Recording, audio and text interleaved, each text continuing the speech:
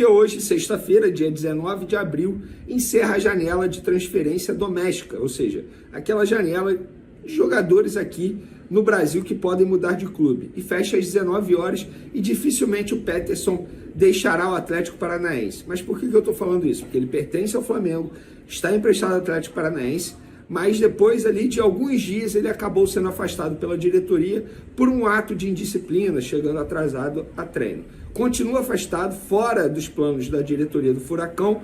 O Furacão queria devolver o Flamengo não aceitou, e aí os empresários tentaram uma solução, ele ser emprestado para um outro clube aqui do futebol brasileiro. Vários clubes conversaram com o Flamengo, um deles o Avaí, mas não chegaram a acordo com o Flamengo. E eu publiquei o seguinte nas minhas redes sociais: Peterson não deve sair do Atlético nessa janela doméstica, que fecha hoje às 19 horas. O atacante está afastado no Furacão por ato de disciplina e continua fora dos planos da diretoria. Os empresários do jogador tentaram fazer com que o atleta fosse emprestado pelo Flamengo para outro clube. Algumas equipes abriram conversas e tentaram a contratação de Peterson, mas encontraram dificuldades no acerto com o Flamengo por conta das exigências do Flamengo. Um dos pedidos, por exemplo, era que o Flamengo poderia pedir o retorno do atleta a qualquer momento, além de outras exigências como um empréstimo sem taxa de vitrine em caso de venda do atacante durante o empréstimo. Com isso, os clubes, um deles o Avaí, não aceitaram e preferiram não fechar a operação. Ou seja, Peterson continuará no Atlético afastado pelo menos até julho, quando abre a próxima janela de transferência. E vale ressaltar, o entendimento do Flamengo é que isso tudo está acontecendo porque o jogador vacilou fora de campo e não pode fazer qualquer negócio porque o atleta está afastado. O Atlético tentou devolver Peterson ao Flamengo, que não quis aceitar. O contrato não obriga o Flamengo a receber o jogador de volta. Enquanto isso, o jogador está lá e quem está pagando o salário dele é o próprio Atlético Paranaense.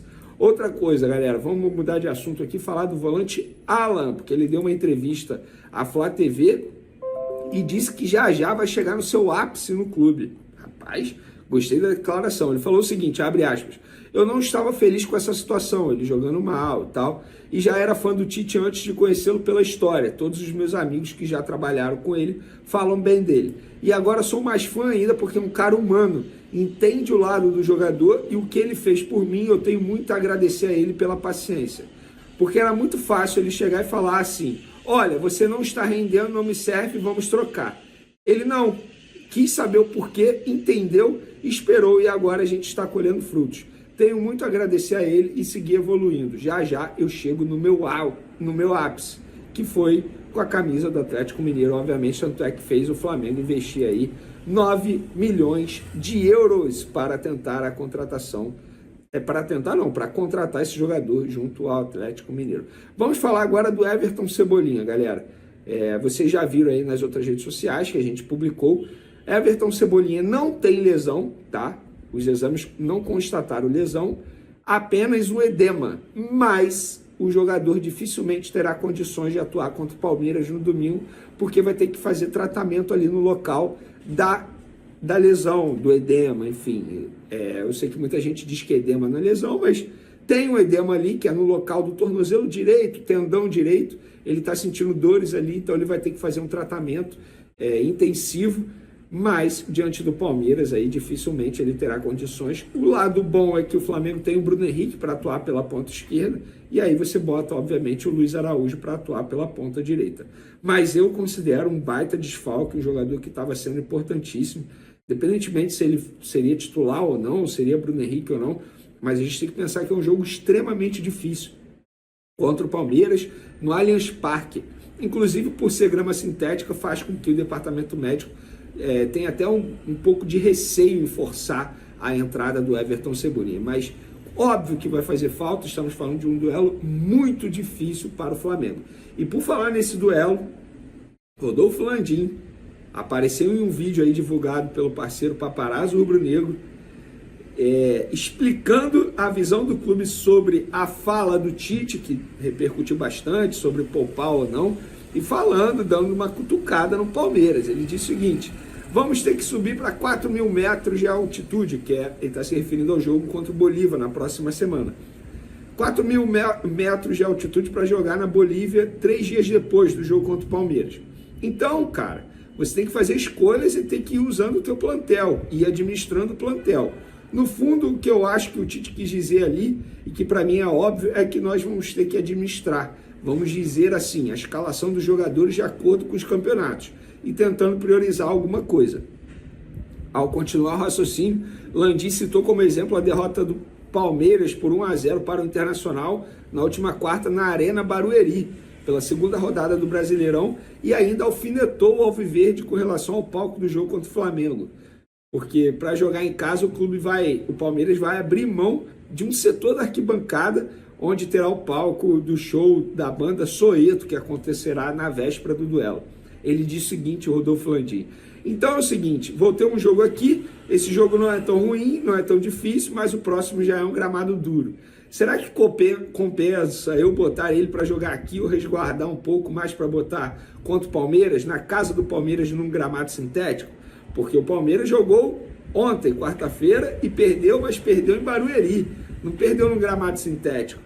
Com a gente eles vão querer jogar lá no gramado sintético, né? Risos. A gente sabe que tem uma desvantagem. Então, o Rodolfo Landim aí, dando uma cutucada no Palmeiras, querendo dizer que o Palmeiras vai jogar na grama sintética, mesmo tendo uma parte da arquibancada fechada, por ser grama sintética, e dificultar a vida do Flamengo e tentar tirar proveito disso. Landim, assim, vou dar a minha opinião. Se o Palmeiras fez isso, beleza, estratégia deles. Eu acho que o Flamengo tem que pensar na sua estratégia também, ponto final. Não tem isso de que o Palmeiras está certo, está errado, não. O Palmeiras não está errado. Está utilizando da sua grama sintética, que é permitida pela CBF, para poder jogar contra o Flamengo. E é isso. O Flamengo hoje é o maior rival do Palmeiras no futebol brasileiro. Assim como hoje o Palmeiras é o maior rival do Flamengo no futebol brasileiro. E o Palmeiras vai tentar tirar proveito. O Abel Ferreira já começou o discurso dele de jogar pressão para cima do Flamengo, falando que o Flamengo tem o maior investimento, o que eu discordo totalmente, porque se a gente for analisar elenco por elenco, o elenco do Palmeiras é extremamente caro também. Se o Flamengo for um pouquinho mais, é um pouco mais, tem uma margem ali, mas nada que faça o Flamengo ter o favoritismo completo, nada disso. O Abel Ferreira está jogando como sempre faz, tá certo ele é um cara que sabe fazer isso muito bem, mas é um duelo extremamente difícil. Eu, na minha opinião, assim, para mim não tem favorito. Não tem favorito. Tanto o Flamengo quanto o Palmeiras. É o famoso tudo pode acontecer. Para finalizar nosso vídeo, galera, o Flamengo, segundo o meu parceiro Everton Guimarães, lá de Belo Horizonte, Flamengo de olho num jogador que hoje está no Cruzeiro, é o Matheus Pereira. Vou até pegar os dados dele aqui, ao vivaço, para vocês verem. Ele não pertence ao Palmeiras, tá? Ele está emprestado ao Palmeiras.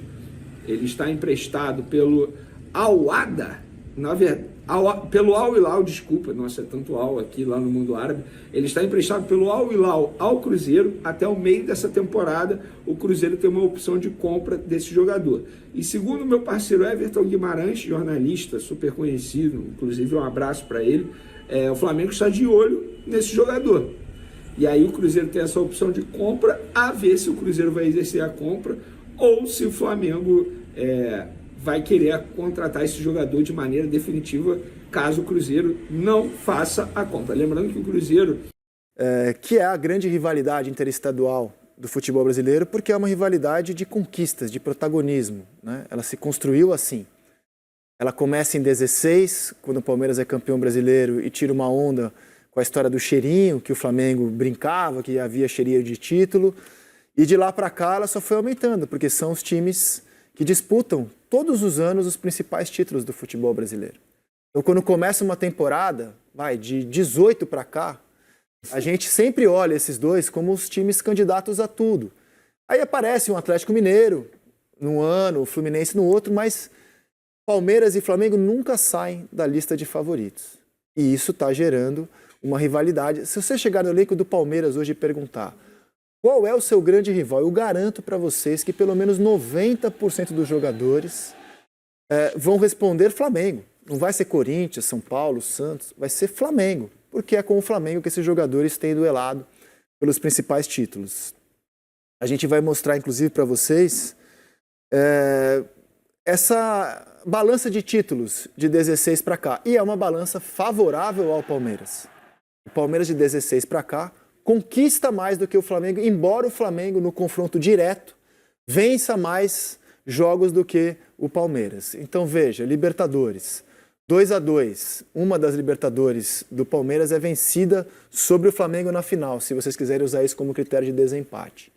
Campeonato Brasileiro, o Palmeiras de 16 para cá ganhou 4, o Flamengo ganhou 2, Copa do Brasil cada um ganhou 1, a Supercopa o Flamengo ganhou 2, o Palmeiras ganhou 1, a Recopa cada um ganhou 1 e em estadual o Flamengo ganhou 1 a mais. Acho que dá tranquilamente para dizer que o Palmeiras, puxado pelo número de brasileiros, é um clube que conquistou mais do que o Flamengo, embora essa ressalva seja importante. Quando eles se chocam no número total, o Flamengo tem a mais vitórias, 6-4 com 9 empates. Foram 3 finais e o Palmeiras ganhou 2, né?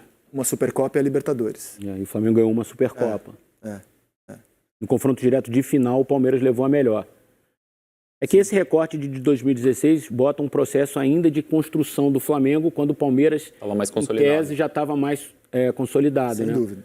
E se você pegar de 19 para cá, que é quando de fato o Flamengo entra para valer no mercado, meio que empata, né? Os 2 brasileiros contra 2 brasileiros, enfim. Sim. Mas de fato... E se você passar para a era Abel, desequilibra de novo para o Palmeiras. O fato do Palmeiras ter se consolidado antes é mérito do Palmeiras. Sem dúvida. É muito mérito do Palmeiras porque mais de 10 anos atrás, 2010, quando implode o Clube dos 13 e os direitos de televisão passam a ser negociados individualmente e tal, o grande medo de todo mundo era a espanholização. Corinthians e Flamengo, meu Deus, Corinthians e Flamengo.